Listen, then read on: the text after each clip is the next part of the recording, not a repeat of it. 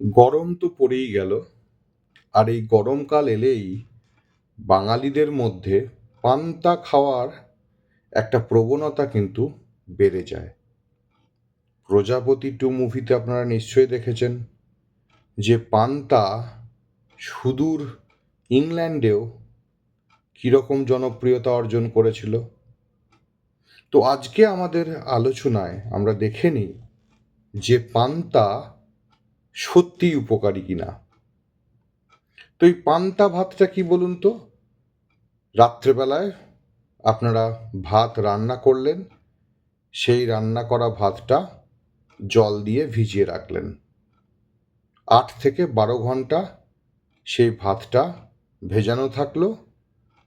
8 থেকে 12 ঘন্টা পর সেই ভাতটা আপনারা খাচ্ছেন। তো এই যে 8 থেকে 12 ঘন্টা জল দিয়ে রাত্রের রান্না করা ভাতটা থাকলো, তাতে কি ঘটনা ঘটলো? তাতে কিছু naturally occurring micro organism fermentation করলো। এই ফার্মেন্টেশন হওয়ার জন্য সত্যি সত্যিই ভাতের গুণাবলীটা কিন্তু অনেকটাই বেড়ে গেল। যেমন ধরুন, সেই ফার্মেন্টেড রাইসের মধ্যে কিছু ব্যাকটেরিয়ার জন্ম হলো, যেমন সবথেকে ইম্পর্টেন্ট একটা ব্যাকটেরিয়া হলো ল্যাক্টোব্যাসিলাস, যেটা কিন্তু আমাদের গাট হেলথের জন্য, আমাদের পেটের জন্য এবং শরীরের ইমিউনিটি বাড়াতে খুব একটা ইম্পর্টেন্ট ব্যাকটেরিয়া। তাহলে সেই ফার্মেন্টেড রাইস মানে পান্তা ভাত কিন্তু প্রোবায়োটিক হিসাবেও কাজ করছে।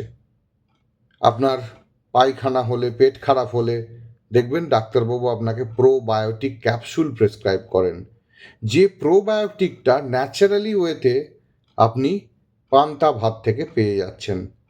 তাতে আপনার পেট ভালো থাকছে এবং শরীরের ইমিউনিটিও বাড়ছে। এবার দ্বিতীয়ত যে গুরুত্বপূর্ণ ব্যাপারটা ঘটে পান্তা ভাতে, সেটা হলো আয়রনের পরিমাণটা খুব বেড়ে যায়।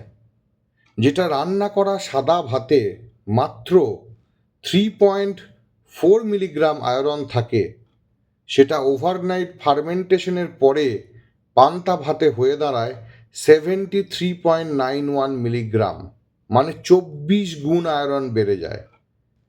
শুধু আয়রন বাড়ে তাই নয়, তার সাথে ক্যালসিয়ামও বাড়ে, পটাশিয়ামও বাড়ে, ম্যাঙ্গানিজও বাড়ে। আবার এই ফার্মেন্টেশন প্রসেসটা ফাইটিক অ্যাসিডকে প্রতিহত করে রাখে। তার ফলে এই যে নিউট্রিয়েন্টস মানে আয়রন, পটাশিয়াম, ক্যালসিয়াম, ম্যাগনেসিয়াম বাড়লো, এগুলো শরীরে ভালো করে অ্যাবজর্পশন হয়।